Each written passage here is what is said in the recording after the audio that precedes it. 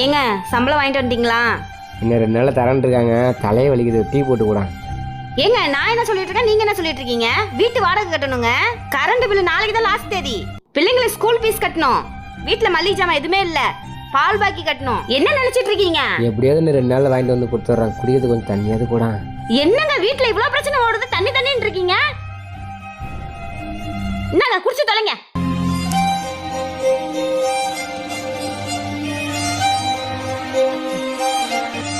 இருந்தா இந்தா சம்பளம் வாங்கிட்டு வந்துட்டேன். சரிங்க. ஒரு நிமிஷம். நான் சின்ன வயசாக இருக்கும்போது எங்கள் அப்பா வேலை வேலைன்னு ஓடிட்டே இருப்பார். ஏம்பான்னு நான் கேட்பேன். உனக்கு இப்போ புரியாதுடா, உனக்குன்னு ஒரு குடும்பம் வரும்போது அப்போ புரியும்னாரு.